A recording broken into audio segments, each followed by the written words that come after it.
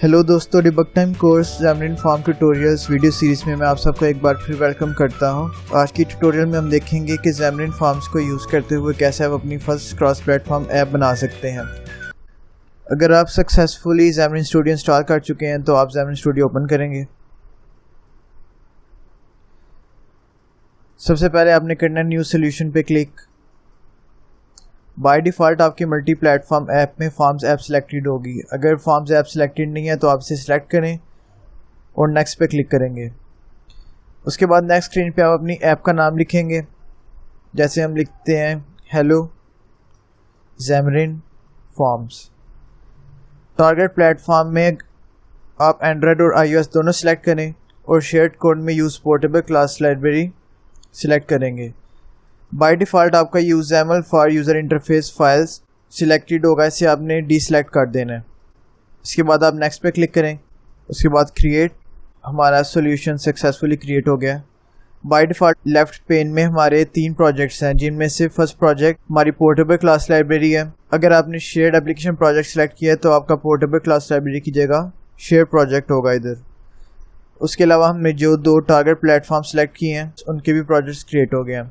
ज़ैमरिन forms में अपना 90% code आप इस पोर्टेबल क्लास लाइब्रेरी या शेयर्ड एप्लीकेशन प्रोजेक्ट में करेंगे। .Android प्रोजेक्ट और .iOS प्रोजेक्ट्स को हम हो सकता है ट्यूटोरियल में बिल्कुल यूज़ ना करें या 5 to 10% यूज़ करेंगे। तो अभी बगैर कुछ किए मैं अपना सोल्यूशन रन करता हूँ। बाय डिफ़ॉल्ट आपका solution .iOS as startup project select होगा। आपने करना है रन कर देना है। सक्सेसफुल बिल्ड होने के बाद आपकी फर्स्ट स्क्रीन इस लेबल के साथ नज़र आएगी जिसमें लिखा होगा वेलकम टू ज़ैमरिन फॉर्म्स। जब आप अपना प्रोजेक्ट रन करते हैं तो बाय डिफ़ॉल्ट आपका प्रोजेक्ट सिर्फ रन नहीं होता बल्कि उस एमुलेटर या सिम्युलेटर पे डिप्लॉय हो जाता है। मतलब अगर मैं इस प्रोजेक्ट को स्टॉप करता हूँ और अपने सिम्युलेटर में जाता हूँ तो ये देखें आपकी ऐप इधर डिप्लॉय हो चुकी है। सॉल्यूशन मैंने अभी रन नहीं किया हुआ, लेकिन अगर मैं इस ऐप को चलाऊँगा तो यही सेम टेक्स्ट आपके एप्लीकेशन में लिखा हुआ नज़र आएगा। अब यही सेम प्रोजेक्ट हम एंड्रॉयड के लिए बिल्ड करके चेक करते हैं। आपने करना है एंड्रॉयड प्रोजेक्ट को रन करने के लिए एंड्रॉयड प्रोजेक्ट पर राइट क्लिक करना है और set as startup project select कर लेना है। डिप्लॉयमेंट कंप्लीट और वही वेलकम टू ज़ैमरिन फॉर्म्स आपकी एंड्रॉयड की मोबाइल स्क्रीन पे भी लिखा हुआ नज़र आ जाएगा।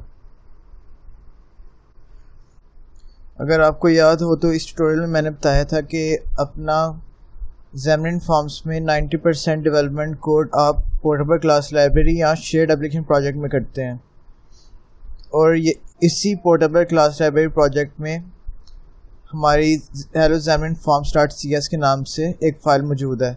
अगर आप इस फाइल को ओपन करें तो आपको पता चलेगा कि इसमें हमारा लेबल का कोड मौजूद है वेलकम टू ज़ैमरिन फॉर्म्स, जो कि हमारी मोबाइल स्क्रीन पे शो होता है। अगर आप गौर करें तो इस क्लास की नेम स्पेस का नाम हमारे प्रोजेक्ट सोल्यूशन के साथ मैच करता है, जिसमें एक क्लास मौजूद है ऐप के नाम से, जिसने एक एप्लीकेशन क्लास को इनहेरिट किया हुआ है। अब इस क्लास में एक कंस्ट्रक्टर है जिसका काम क्या है कि इसने मेन पेज यानी कि आपके रूट पेज को किसी पेज ऑब्जेक्ट के इक्वल सेट करना होता है। बाकी इसमें हमने एक हार्ड कोडेड कंटेंट पेज बनाया है जिसका नाम हमने इधर वेरिएबल कंटेंट के इक्वल असाइन करवाया है।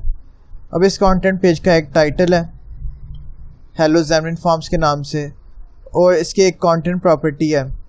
अब याद रहे कि आपकी कंटेंट प्रॉपर्टी किसी लेआउट, किसी व्यू के इक्वल भी हो सकती है।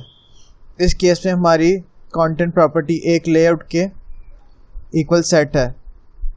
अब उस लेआउट में क्या है, उस लेआउट में एक प्रॉपर्टी है वर्टिकल ऑप्शंस के नाम से, जिसने इस स्टैक लेआउट को वर्टिकली सेंटर में पोजीशन कर देना है। और इस स्टैक लेआउट में एक चिल्ड्रन प्रॉपर्टी है जिसमें अभी सिर्फ एक चाइल्ड मौजूद है लेबल के नाम से। लेबल के आगे से 2 प्रॉपर्टीज़ हैं, जिनमें से एक है कि हॉरिजॉन्टल टेक्स्ट अलाइनमेंट, यानी कि टेक्स्ट जो आपका होगा वो इस लेबल के सेंटर में अलाइन हो जाएगा। दूसरे प्रॉपर्टीज़ की टेक्स्ट की है जो कि हमारी मोबाइल स्क्रीन पे शो हो रही थी वेलकम टू ज़ैमरिन फॉर्म्स के नाम से। अब हम क्या करते हैं कि इस कोड में थोड़ी सी चेंजिंग करते हैं जैसे टेक्स्ट को मैं वेलकम टू Xamarin फॉर्म से चेंज करके लिख देता हूँ वेलकम टू डिबग टाइम। और मैं क्या करता हूँ कि इसकी हॉरिजॉन्टल टेक्स्ट अलाइनमेंट को ख़त्म कर देता हूँ और इसके स्टैक लेआउट को, इसका बैकग्राउंड कलर मैं कर देता हूँ रेड,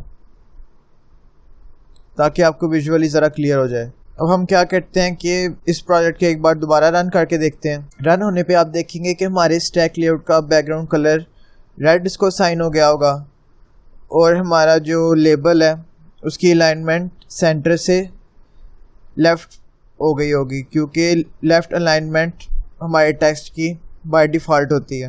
हमारा प्रोजेक्ट रन हो गया और आप गौर करें कि ये हमारा रेड जो कलर है ये स्टैक लेआउट है। इस सॉल्यूशन को मैं ज़रा स्टॉप करता हूँ और थोड़ी सी चेंजिंग करता हूँ। लेबल का टेक्स्ट सेम रहने देते हैं। ऐसा क्या करता हूँ कि इसका टेक्स्ट कलर चेंज कर देता हूँ, इसको करता हूँ वाइट पे, और क्या करते हैं इसमें कि वर्टिकल ऑप्शंस डिलीट कर देते हैं। सॉल्यूशन सेव किया, एक बार दोबारा रन करके देखा, ये देखें सॉल्यूशन रन होने पे आपने गौर किया कि हमारे अब स्टैक लेआउट ने पूरी स्क्रीन कवर कर लिया, क्योंकि हमने इसका वर्टिकल ऑप्शंस वाला हिस्सा रिमूव कर दिया। इसलिए अब ये लेबल की स्पेस की बजाय इसने पूरी स्क्रीन कवर की हुई है। हम क्या करते हैं, अब सॉल्यूशन को स्टॉप करके वो वर्टिकल ऑप्शंस दोबारा सेट कर देते हैं।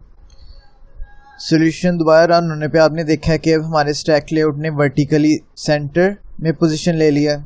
अगर आप इस सॉल्यूशन को स्टॉप करते हैं और अब हम क्या करते हैं कि इस लेबल प्रॉपर्टी को ज़रा रिमूव करके देखते हैं कि स्टैक लेआउट नज़र आता है कि नहीं।